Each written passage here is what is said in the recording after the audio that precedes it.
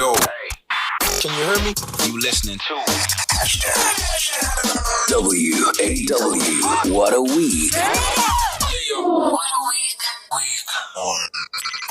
Hi, welcome to the YouTube edition of WOW What a Week, episode 199. Unfortunately, the first 20 minutes of our video got corrupted, but please keep watching. The video does come back. It's an incredible chat, and hopefully you'll enjoy it as much as we did. Our guest this week, I've been a fan of his work probably for the last, 6, 7 years. I partied with him in China. We did a gig together in Shanghai. The big question is, did we get some of those milk sweets in China? We'll answer all of that and more. This is WOW! What a week. What a week. Celebrity guest. Celebrity guest. And we are going to jump straight into it. One of the reasons I have a lot of respect for this young man, it's actually not because of his talent or his cadence or the fact that he spits like Mark Stent. Mark Stent is my DJ friend who, after having a bottle of tequila, when he speaks, there's just spit. But then he's a rapper, you see, so he spits differently. One of the reasons I actually took interest in him as a rapper when he came up on the scene is because he shares a name with one of my favorite historical figures. Those that know me know that I'm a lover of history. My entire back is a map of Africa with tattoos of portraits of my favorite African leaders. One of my favorite Africans, his name was Chief YANGA. Chief YANGA was taken as a slave from Nigeria. They suspect he was Yoruba. And he ended up in the American South, in the Mexico region. Chief YANGA escaped from the plantation and set up a little community of escaped slaves. And then they started having these insurgencies fighting back against Spanish colonial rule. Chief YANGA kicked so much ass. Eventually the Spanish said, listen, let's negotiate. If you go to Mexico right now, there's a town called YANGA because of Chief YANGA. Today, we're hanging out with YANGA Chief. He wasn't taken from Nigeria. He was taken from the Transkei. And he was brought here where he started his own revolution. At some stage, he thought, why is Xhosa rap being not fagad? Why is us lingas fagi? Squeezing in. He was that guy. And he figured, if you're not going to squeeze us in, I will squeeze myself in. He started his own revolution, and one day they'll name a town after him. It's YANGA Chief. Please say the chief. What's up, my dog? Oh, what an intro. And all off the dome, my dude. All off the dome. That history lesson is hard. I like that. Love that. Dude, I am obsessed with our history because I don't think we speak enough about where we come from, about who we are. Like looking at where you come from, the history from the area alone says write more about us, write music about us, make movies about us. For sure. And it's deep, so just honored to be, a part of it at some point. Yes, sir. Yeah. Who's your favorite historic Xhosa man or woman? Would you say? Wow. It would have to be King Faku. Yes. Yeah. It'd have to be King Faku. I think a lot of people don't realize how the relationship that he had with King Shaka. Oh, yes. That's why I'm watching season 2, Shaka Ilembe. Like, I want to see, where King Faku comes into the picture, You know what I was preaching just last year? That I'm hoping season 2 will include his relationship with King Moshweshwe. So maybe let's start with King Faku, and then we'll move to. So there's 3 seasons then. 100%. Exactly. And carry on. You were saying. Yeah. So if you look at my album cover, yes, it's got the horns there, and everyone's crying about the horns. So Lord Faku is the album, right? Lord Faku, the life of a Gyan, and anyone's crying about the horns. It's demonic. It's this, it's that. But I didn't even think of that because I came across the story where King Shaka sent his men to go and conquer Lord Faku. Sure. And they failed, obviously, but on the way back, they conquered a smaller tribe and brought that cattle to King Shaka. But Shaka was too smart. He's like, no, man, this cattle, it doesn't belong to Faku because Faku's cattle has the big horns. Oh, yes. You know? Them President Ramaphosa horns. Yeah, and I was like, I actually like that. You know, and after that, they kind of like called a truce, you know? So, yeah, that's one of the dope stories, man. Tell us about that album cover, Lord Faku. The album is out. Yeah. It's banging. It's... Dude, just from track 1, I'm like, what the fuck is this kid? What are you on? What's going on? Deliberate. You know what it sounds like? Yeah. It sounds like you said, I'm hearing you all niggas, but hold my beer. That's what that album sounds like. Am I wrong? Yeah, and I think also even with the opening record, like I had submitted the album maybe like a month before it came out and announced the date. And those first 2 weeks before, like, you know, it was 2 weeks to go. Yeah. I was just like, I know all the music is good. I like all the songs. Sure. But I'm not ready for it to come out. Like, there's something missing, you know? And it was all about, like, the track order. Yes. You know? It's like having a Louis Vuitton sneaker with no laces, you know? I needed the laces and I need to sit down and actually figure out which song comes first. And the reason I went with, like, that kind of opening song, like Undimgwa Corner, is I just wanted to go against the grain, man. I've always been anti-establishment, you know, in my look and feel and how I carry myself. And I felt like people are expecting like a deep cut in the beginning. Yeah. And I'm like, I want to set the precedent, like, as we start, that this listening experience is going to be different, you know? When you're nervous about a release and you're like, okay, not yet. Who do you turn to for advice? Or do you pray on it? Like, what do you do to get the discernment maybe you need at that stage? I think a lot of my friends have to take credit here because I've dragged them to my house, you know, a lot. And who are my friends, as it were? Who are those people? Okay, for this particular project, I have to give a shout out to Sakile. I went to varsity with Sakile. I met him in varsity. This is at UJ? At UJ. Okay. And we went our separate ways. And just in the last 5 years, we just linked back together and kind of like started the whole process again. And he helped me actually like just remember a couple of things that I'd forgotten, you know, along the way.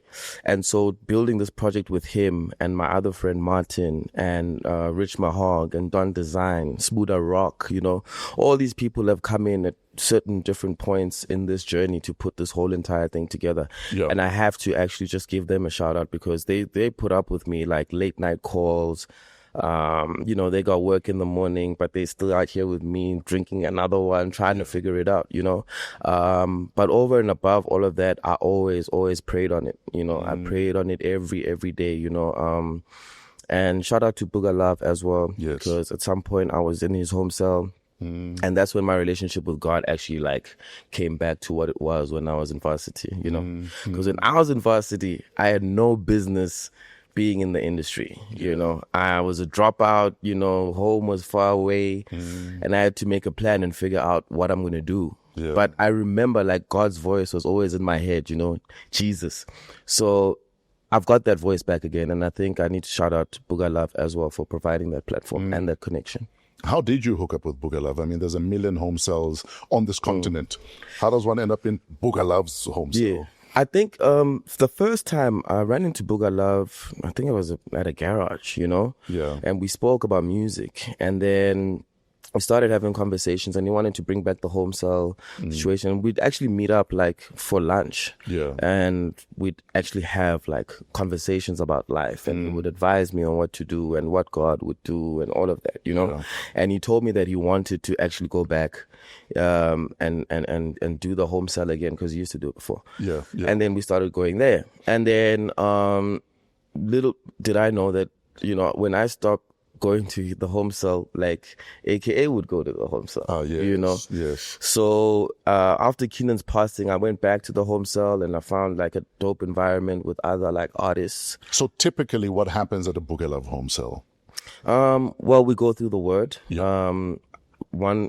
Someone in the congregations, not many of us. Yeah. Someone speaks testimony or read something from the Bible, and he does the same. And then afterwards, we just chop it up and talk about it. Do you ever drop like young 16s at the end just put a stamp of? I try not to speak. I try not to speak at all. You know what the funny thing is? Like, if we go to a home, so I do have like one of my close friends, like, it's almost like he's so old school he kind of like ridicules it, like, oh, praying again, you know? Oh, yes, those people. You always get those, you know? But for the most part, you know, I've been praying by myself, you know, and going to different churches. Yeah. My sister's very religious as well. Sure. How do you navigate such in your life where I want to be a rapper, but some family members feel I'm wasting my time? I pray to my Lord and Savior, but some people are on some, oh, here we go again, you Bible clapping lunatics. How do you navigate those relationships? Because often it's people you still want in your life. Yeah. But you also want them to respect the fact that this is my chosen path. Yeah. I'm fortunate enough that my mom pretty much let me do whatever I want. Yeah. I think from a young age she also knew that I have this like artistic side to me. You're a special child. Yeah. Out of all the kids, this one. You just need to let him flourish. Like, she knew how to handle me. You know, I kind of got into it with my dad, you know, every now and again. He's very strict. Yeah. But my mom just knew how to handle me, and she gave me that freedom, and I was allowed to express it since like primary school. Yeah. So by the time I got to like varsity, I just knew that I had to make it work because, hey, other kids were going and getting doctor's degrees, and that competition, Labo Mama back home, you know, it's a real thing. So you gotta make this thing work, you know. Can I tell you the pressure I was under when I moved to Joburg? Because similarly with you, I mean, myself and my dad had a fallout. Yeah. Because I dropped out of law school. Yeah. And my dad was like, how dare you drop out of law school? You're going to be a servant to your mates, blah, blah, blah, blah. But mom understood.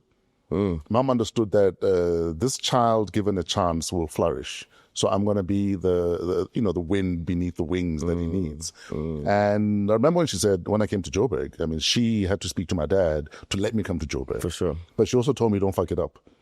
So I was constantly thinking, don't fuck it up. Don't fuck it up. Because also I was protecting my mom from dad saying, I told you.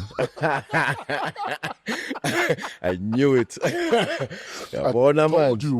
told you you were too lenient on this one. For sure. Hey, that was my big fear, man. I think my mom has never actually worried. I'm sure she's worried. Yeah. But she's never projected that on me. You know, even when I've failed at some points, like I've always had like the confidence to just go again because I know my mom is saying, let's go. You know, so yeah, grateful to her. Great support structure, and my siblings are actually very talented. My little brother he's doing his master's in music at UCT.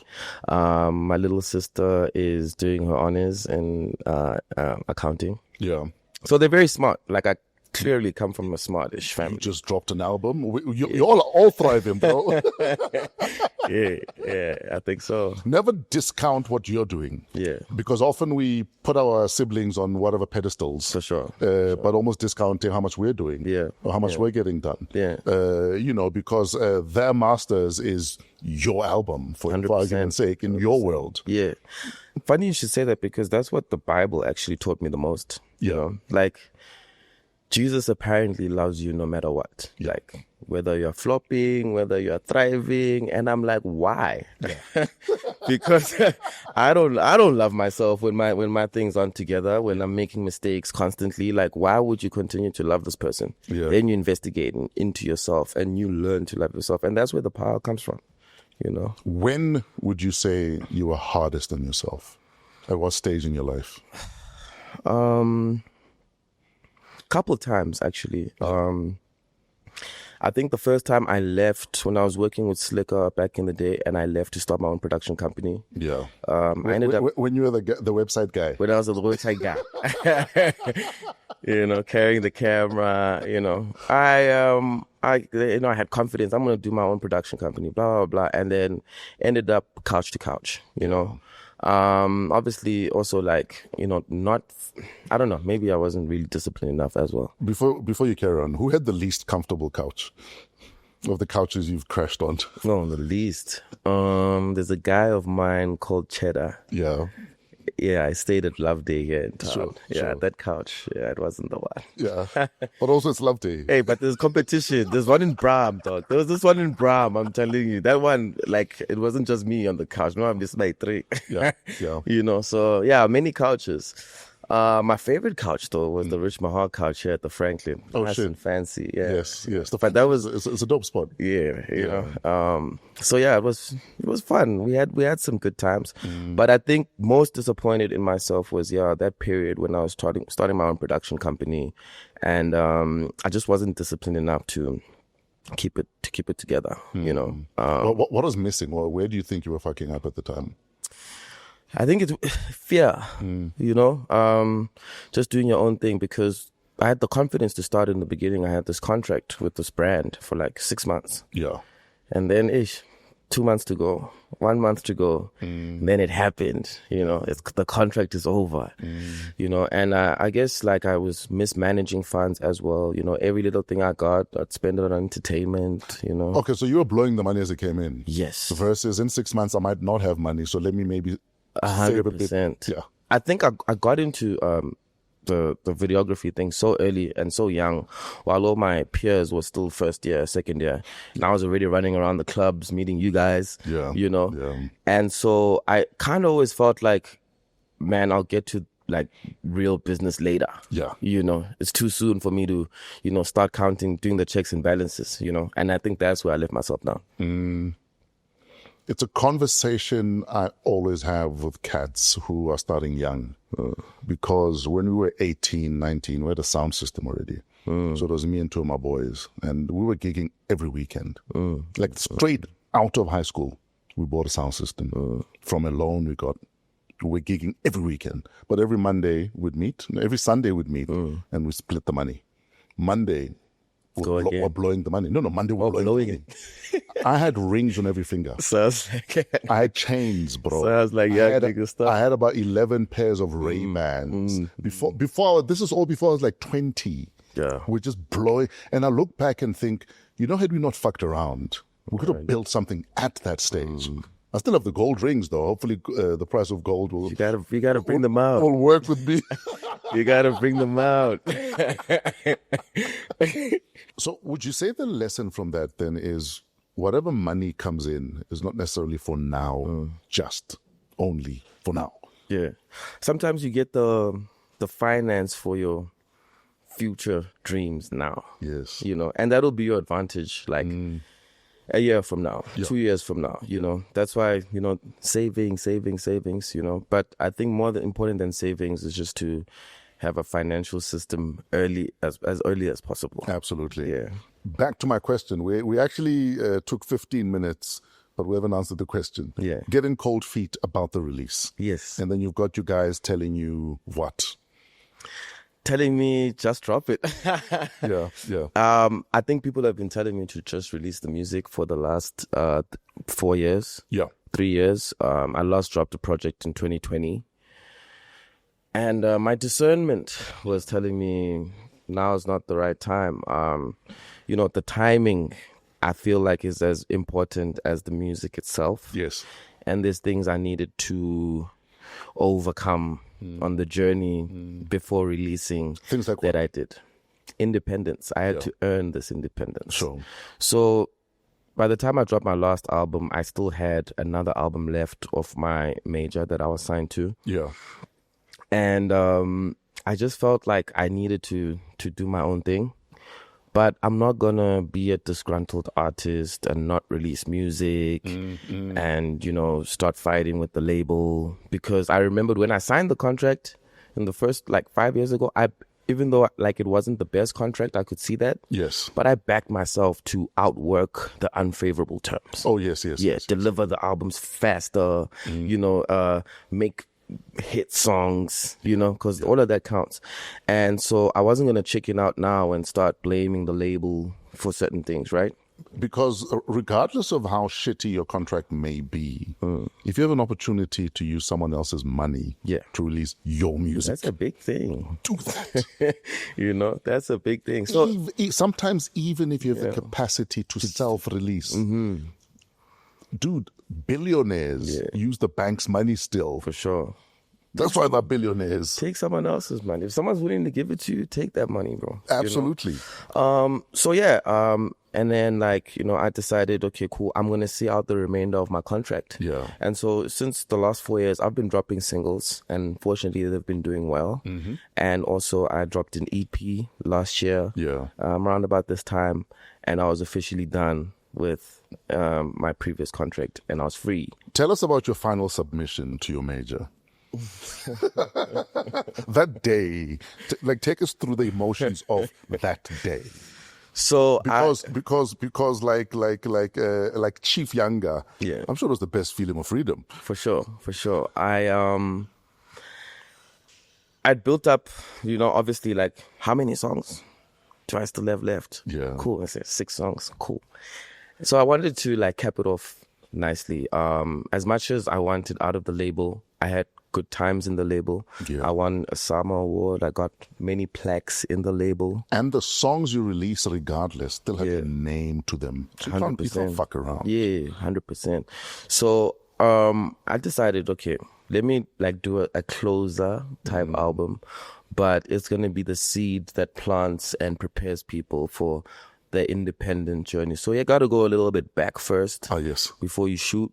And that's why I called it Imvelapi, to plant the seed that, listen, this guy is digging deep and he's doing the work to actually go on his own journey. It was an announcement for me. Like, I've been a great collaborator with other artists my whole career. Yeah. As late as it might seem, this is my beginning, and this is where my journey starts at the end of the Sony contract. Yeah. I've got goosebumps to just listening to you talk. And one of the reasons I got goosebumps is because even with the new project, there's not one collaboration on that album that doesn't make sense. Yeah. Not one. Funny thing is, you know, with hip hop, Fresh, everyone is like, you know, when there's 2 features or 2 rappers on a song, it's like, who killed who, you know? I've never actually had that thing, like, I'm coming to kill this person on a record. And all the artists that are on my album, I'm a huge fan of, first and foremost. Sure. But if that artist doesn't come on a song and do better than me, or at least match my energy, that song is never coming out. Yeah. I'm not and trying it makes to, sense. Yeah, exactly. I'm not trying to put out music where it's like, I killed this guy and you guys can hear it. I'm never trying to do that. Like, the song comes first, and then whatever the results are, we'll see. And regardless of how it may seem that maybe you killed someone that you featured on your album, that song will always be as strong as the weakest feature or the weakest verse on the song. And you can't afford that. Exactly. I want really good songs. Absolutely. I want songs that are going to outlive me, you know? Dude, I was listening to Ask God About Me. Yes. And I'm like, New Sam comes in and I'm like... She makes sense. Tell us about New Sam, and tell us about Ask God About Me. Whoa. Okay. In fact, if we ask God about you, what do you think, in your say? humble opinion, God would say about you?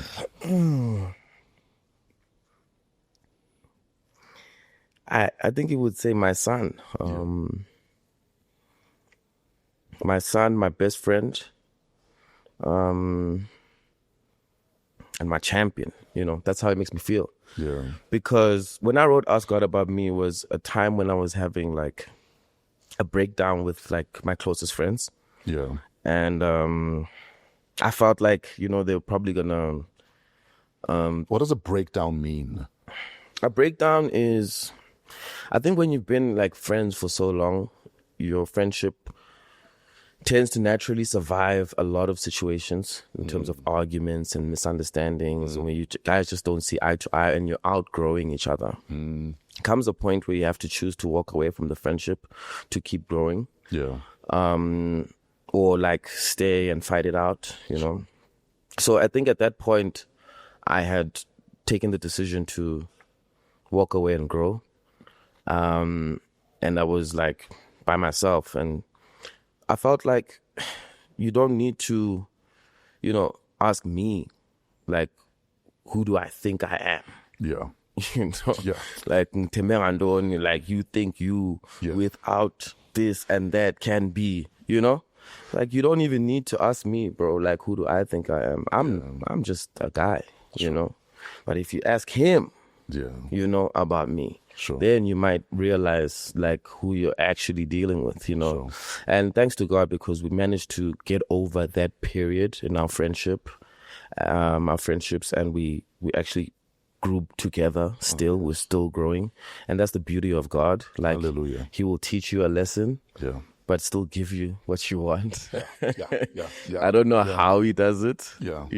Absolutely. Yeah. So, in the midst of that, with New Sam, she was someone that I had, you sometimes you go down a rabbit hole on these social media platforms.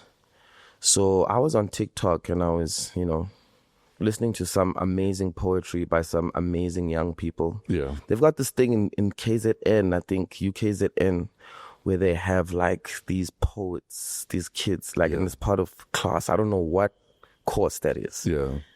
And they speak to the heart, like all of them, And so with that, I found New Sam and like listening to her speak, and she loves talking about love, She blew my mind, bro. Yeah. Yeah. And I'd like, maybe let me take a chance, let me reach out to her and see what she could add to this topic about God.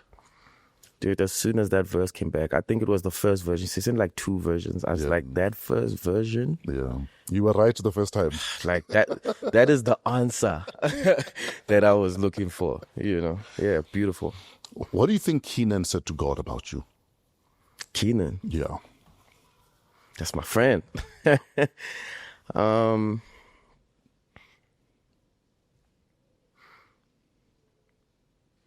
I think he probably spoke in my favor. Yeah. I think, interesting question.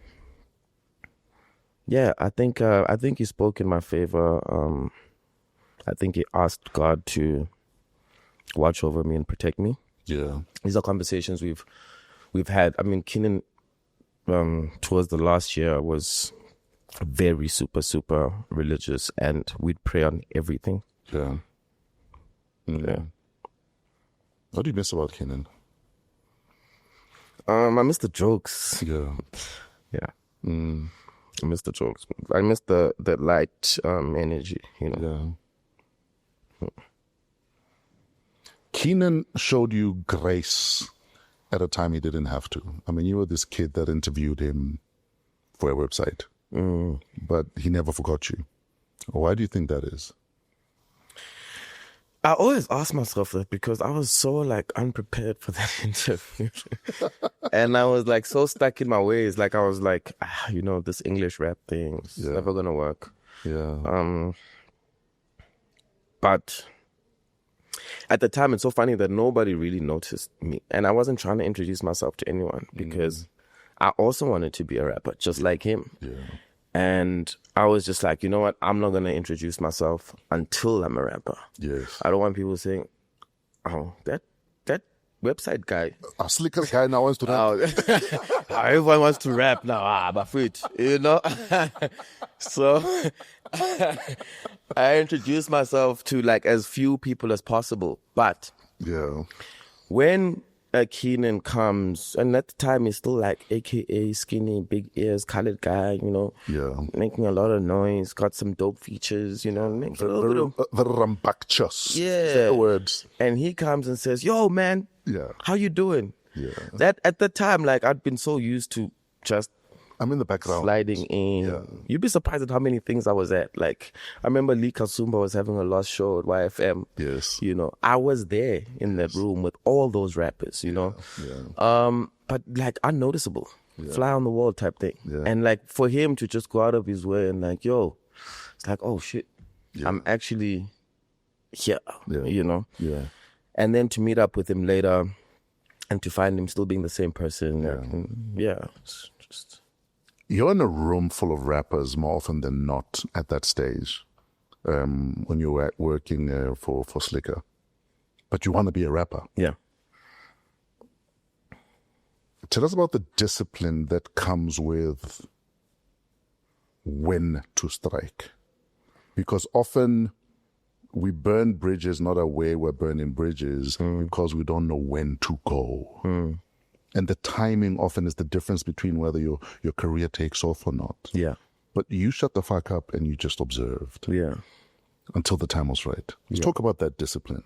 Because your average kid will be so excited, they want to tell everyone, I also want to rap, or what do you think of my 16? For sure. You know what I mean?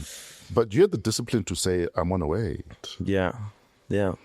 I had a job to do. Yeah.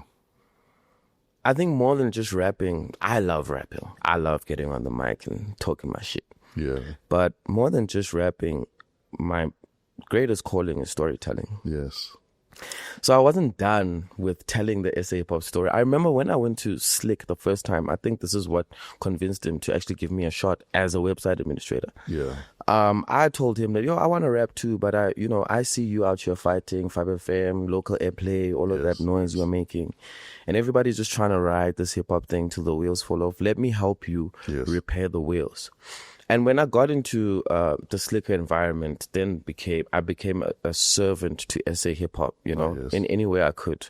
Whether it was website administrating, whether shooting documentaries on the website or shooting music videos, I was still in service to the genre as best as I could, just so that when I actually dive in, I'm diving into something that is profitable, that is living and breathing, that works, changes lives, and is sustainable, as opposed to just me thinking, let me just rap and then everything will be fine.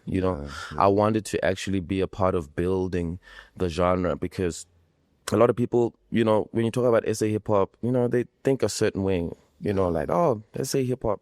I don't even really think strictly hip hop when I think SA hip hop, So many different sounds that are gelled in there, kwaito, jazz, house, all of these sounds and all of these different artists that have expressed themselves on that platform. The reason I got into hip hop was because I could be myself, and hip hop allowed me to do that. Absolutely. You know what I mean? You didn't have to dilute who you are, what you're about. I didn't have to. So I was able to be calm when I knew that I was gonna make my own music at some point, but I was so obsessed with people that I was helping, like AKA, I was helping Questa. Like seeing their journey was fulfilling as well. Yeah. Yeah. When I heard What If on Lord Faku, I literally had goosebumps and tears in my eyes, because one, you rap from the heart, and two, you ask very pertinent questions. So for instance, what if Slick had not given you that job? Where do you think you'd be right now?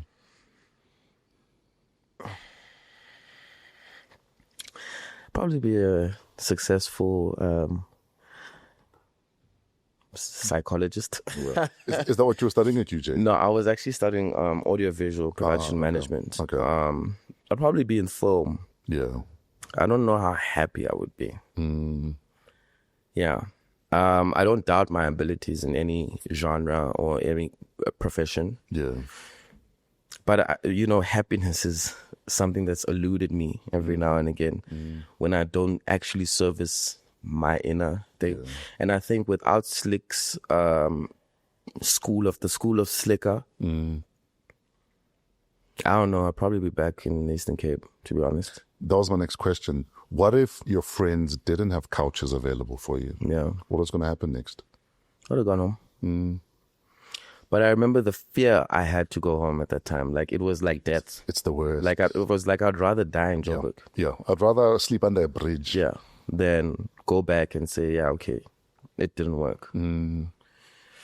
Couch surfing 101. How do you say to a friend, I need your couch just for a second? Because also for some people, the shame attached to, I don't have a place to stay. I don't have a place to sleep. Right now, I'll take even your couch. For me, it was easy because I was so good to niggas when I had everything. For real, like I was like, guys, it's my turn now, But there's also the ego that comes with that. Yeah. That you've built so much that you might have lost, and now you need a couch. For sure. At an emotional level, what were you going through at that time? I didn't, first, I never really thought it was going to be for as long as it became. Yeah. I thought a weekend. Yeah. A week. I'll bounce back. 2 weeks. Yeah. Something's going to come, pay a deposit into a new apartment. Yeah. Before I knew it was a year. Yeah. Ended up doing that, getting a new apartment, moving in, really starting now, building over, watching my finances, having a plan. Ooh, but it took so long, and then I think the most difficult part, the way your ego really dies when you're couch surfing, is maybe after a month. Yeah. After 2 months. Yes. 3, you have to go to another couch, start over. There. Because it becomes that. It becomes, even if you're not made to feel like you're not welcome, you feel like I'm not adding value here. So let me find another couch. Or I haven't bought meat the whole month. Yeah, well. And Or I don't want to open the fridge because I feel bad. So I can imagine the anguish that comes with. Also, my ambition in the way that I used to carry myself before. Yes. Was a little bit flamboyant, a little bit flossy. So it was a very humbling experience. When you're a couch surfer, how does dating work? I don't date, bro. Or do you sneak her in? Don't date, bro. You play quite a lot of away games. Yeah. So where was your stadium at the juncture? Look, I used to. I was a frequent member of your Rosebanks, your Braamfontein. So I'd find myself on away games, different student accommodations, around those areas. Yeah. Like a chief, you were in other lands. Yeah, just visiting, raiding and pillaging other lands. Yeah, just visiting. I actually never had with everything, I never actually had the guts to get into a relationship and move in with my hand and be like, I'm gonna get on my feet. Sure, I could never go that far. What if Keenan hadn't gone to Durban that day? He would have gone another day. That's Keenan. Yeah, he would have gone another day. Didn't have to be that day specifically, but nothing was going to stop him. If you tell Keenan, he can't do something, he's going to do it. Yeah. What are your thoughts on the whole Keenan debacle? And then there were conspiracies, and then Nota was adding fuel to the fire. Where were you mentally at that stage when all of this shit is flying around? First of all, when I heard that Keenan passed, obviously, I had just come back from my cousin's funeral. I was still licking my wounds, and everyone was still checking up on me, I'm bad, is you okay, feeling the support. So you didn't need that news at that time? I didn't even believe it. Yeah. I didn't even believe it. And I think Questa called me, and I just I couldn't even, And then obviously it was confirmed and stuff, and it just hurt to have people that used to be in our circle take the opportunity to, I don't know what, personally in my head, I've just detached myself from falsehoods and correcting things, because, once you just stop correcting someone, they just keep lying and lying and lying until everyone can see that this doesn't make sense. So that's the part I've taken with that. And also, to be honest with you, I think I've got my fingers crossed as well, like everybody, that there is justice that is served. I'm also watching the case closely. When I do speak to Forbes' dad, we're hopeful of an outcome and some kind of closure. I think that's where the focus is. I don't think we're ever going to get justice of the other things that people are talking about. Absolutely. I think one of the big rivalries often spoken of is AKA Casper rivalry. Sure. But at some stage in the early days, there was almost like a Questa AKA rivalry that you guys were fueling. It's hip hop. Let's talk about that, man, because it might have gone over the heads of some people. Yeah. So, I think what had happened was at Bada Bing, where Questa was signed, it was pretty much me and Nota just like, focused on this young Questa kid. And we're doing well, Mr. Cool, shooting dope videos. At that time, I think my directing hand was strong. Yeah. And I remember Keenan once said to Questa, yo, bro, if I can just get to where you're at, that, and then that's the spark, because say no more. Because after that, wafika. Yabo? And we kept telling Slicker and them, bro, you need to watch out for this guy. Don't worry. He's just in the clubs in Joburg. We all over the country. We know this game. We speak to brand managers and say, bro, this guy is in the streets. That's the problem. Yeah. But it was just too much of a force. To a point where I think even Questa and AKA realized that there's no, stronger together. Yes, absolutely. Than going against each other, So, because like once the Casper and AKA thing happens, like it's almost like the Nile River, like, are you going to pick a side? So to find yourself in a position like Questa today, where you can still be close with Casper and be close with AKA at the same time and have songs with both of them on the album, you've landed in the promised land. Absolutely. Absolutely. It's a win-win. Yeah. One of my other favorite songs on the album is Abantiva. And I love it's almost like a sampler's wet dream. How do you decide on sampling? I'm not really good actually with picking old music in my head. Yeah. But I spent so much time on that couch because there was a different beat to that song. And we sat down with Big Les for real. And you start falling asleep and you hear this beat building and you're like, oh, these drums are so amazing, Yeah. And the way that I'd written it, the previous beat was so busy in the chorus part. Sure. That I didn't have a hook. I just repeated the last line, And I'm like, I'm not going to add a hook to this thing. So we need a busy beat in the hook part. Yeah. And then while I'm sitting there, just, and I'm like, guys, what's that song? I think we spent a good 30 minutes trying to figure out what that song is. Because you all could recognize it from my singing it, but Brenda, what is it called? Brenda Fasio was not coming to you. Brenda was there, but which song of hers? Okay. We're trying to figure this out, and then, me do. Yes.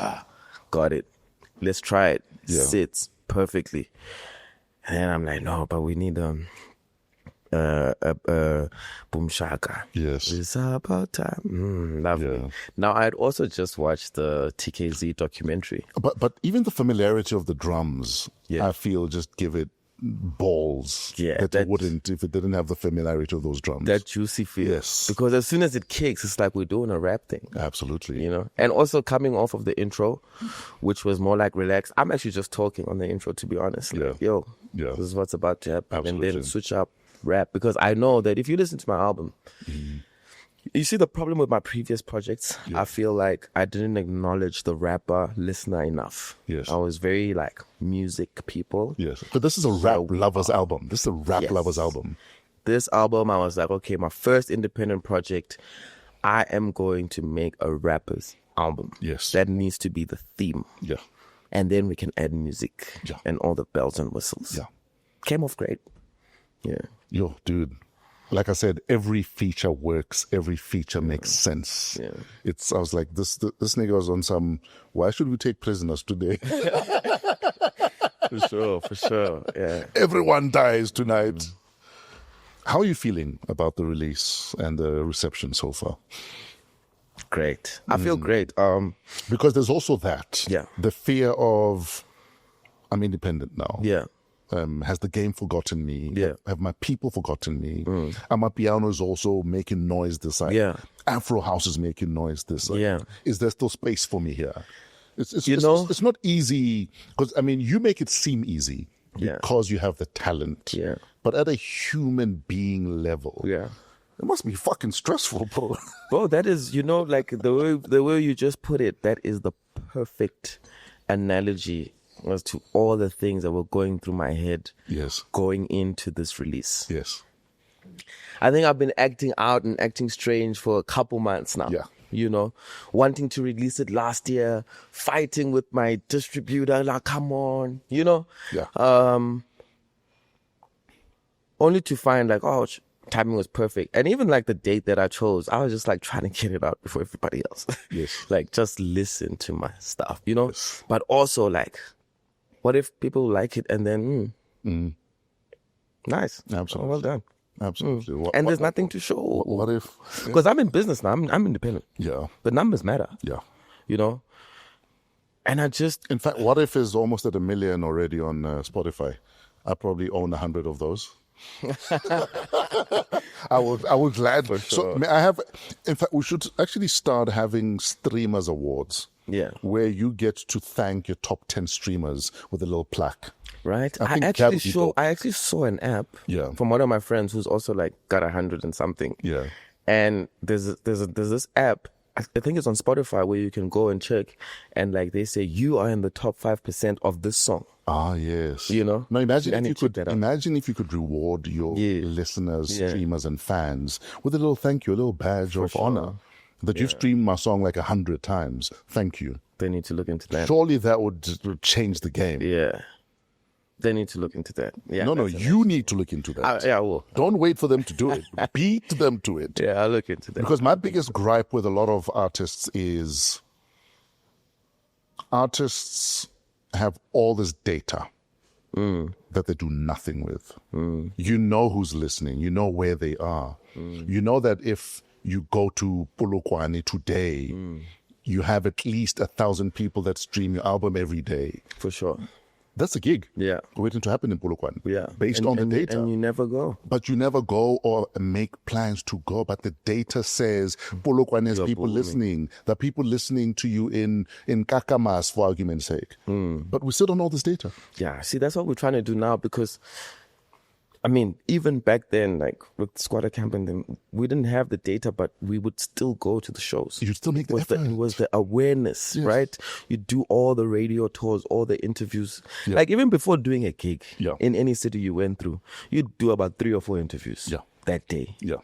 Then do the gig and then go home. Absolutely.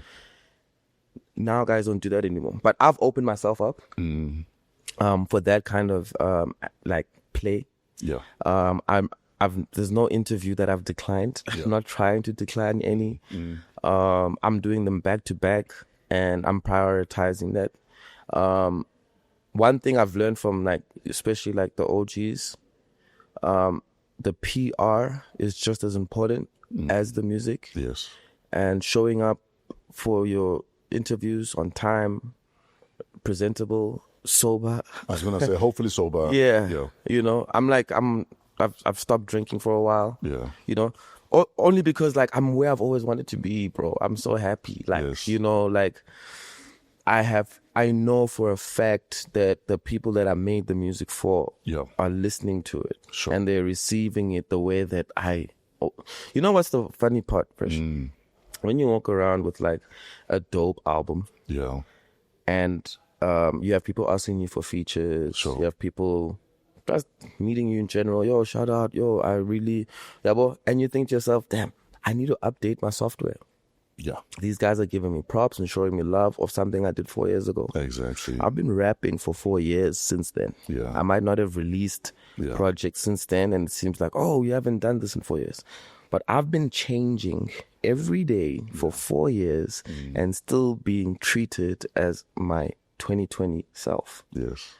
So to finally have this project out Yeah. and to meet people where I feel like I am is so much more amazing, bro. Like I'm having the time of my life. I'm like a kid. Best feeling. I'm like a child. Yeah. That's how I feel. Set Me Free. Features AKA. Was it easy deciding whether or not to have that song on there?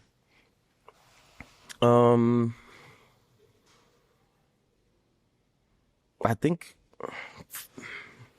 for the most part, And it doesn't help that it's short. I feel robbed, but then you'll carry on. I'll tell you what. For the most part, I didn't have an AKA feature on the project. Yeah. You know, sometimes things people say kind of get to your head as well.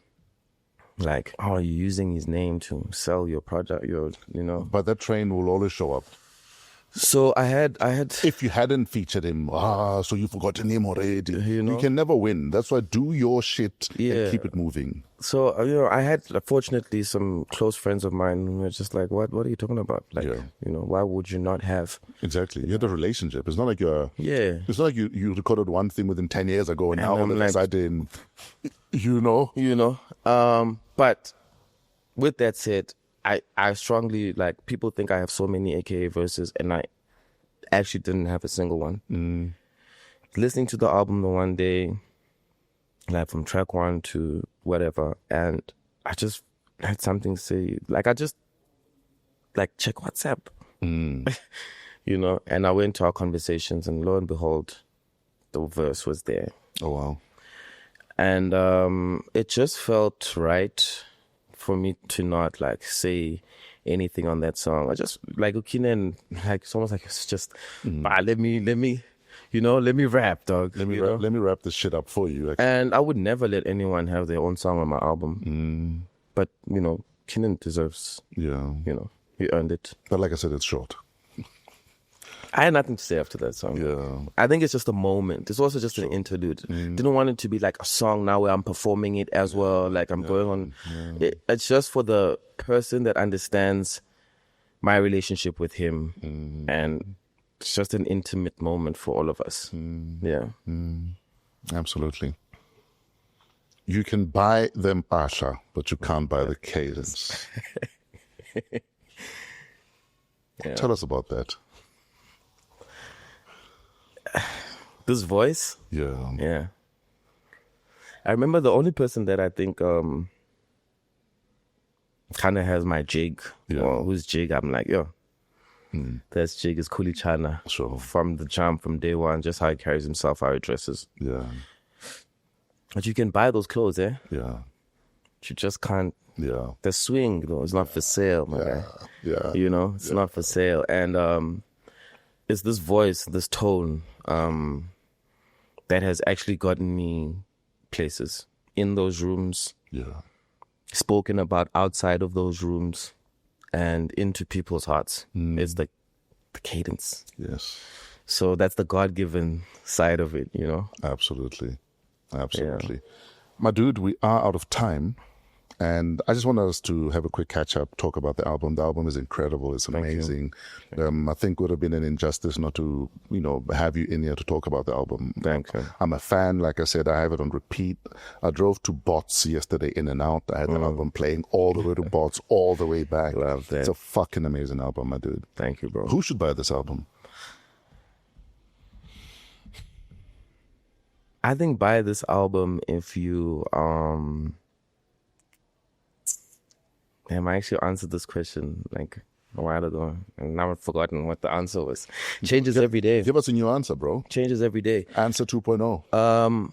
I think if you generally enjoy music, if you strive to be a good person, if you want to have fun, if you're trying to meet new people and step out of your zone, if you want an icebreaker, if you want confidence for today or tomorrow, if you want to believe in your dream a little bit more, if you're feeling like you maybe can't do it, if you're having doubts, if you want to just inspire yourself or encourage yourself to do that thing that you've been trying to do, that you've been putting off, that you're too scared to do.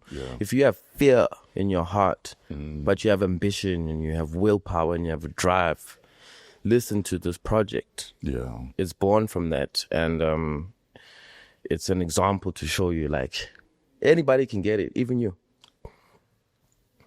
And I dare also say, or if you just want a reminder of what hip hop actually sounds like. Yeah, if you want that. Yeah. Yeah, talk that shit. Nah, my dude, like, fuck, bro. Like, geez, I don't fanboy over too many rappers. Yeah. You know what I mean? But, dude, you're doing the shit and you must just keep at it. Thank you, bro. Just keep at it. And I also just say, I realized last night when I was having this conversation with one of my friends, I'm actually a graduate of SA hip hop. Like, I started in the behind the scenes videography with Slicker. We artist developed with Questa. Learned more of the game with AKA. Went in and did my own thing. Took a couple L's along the way. And I'm walking around with my certificate, my graduation. You know, this is my graduation journey, and I have graduated from the School of SA Hip Hop, and I'm proud to say so. And I hope the album sounds like that. I'd be as bold as to say you're one of the professors now at the rate you're going, bro. Right? No, like, for real, at the rate you're going. Jeez, bro. Sure. Let's make this man a professor of SA Hip Hop. Sure. What did you pray about this morning? Ooh, I prayed for discipline. I prayed for discipline and just to keep my head grounded. Yeah. I'm not trying to get lost again. I always get lost when it's nice, bro. I can't help it. But I just prayed for discipline, bro. Like, and gratitude. Like, I'm so grateful for everything that's happening.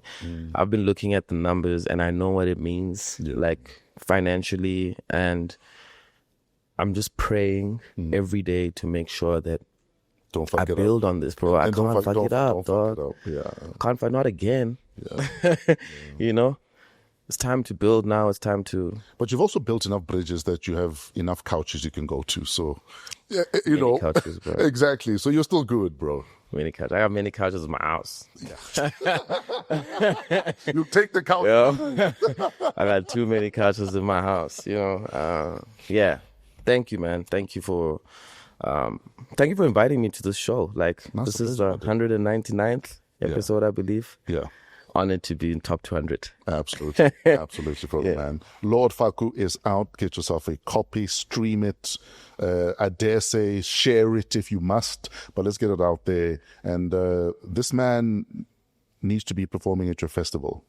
Let's book our artists. Let's support our artists. That is very important. Also, if you are a couch manufacturer, let's get this man a couch endorsement. No, for real. Like the YANGA Chief couch, bro. For sure. And no, for real. Don't. I'm not even fucking around. I'm not even trying to be funny. The fact that you used to be a couch surfer, if you released a couch range, I would buy one. Right? It's true. Think about it. If you're a couch, and you're welcome. If you're a couch manufacturer, please send him designs, but it must be comfortable also. Yeah. Thank you, my dude. Thank you, sir. Ladies and gentlemen, it's YANGA Chief. Remember the name. Thank you for tuning in. It's another episode of Wow, What a Week, episode 199. Coming to you from AM Studios, downtown Johannesburg.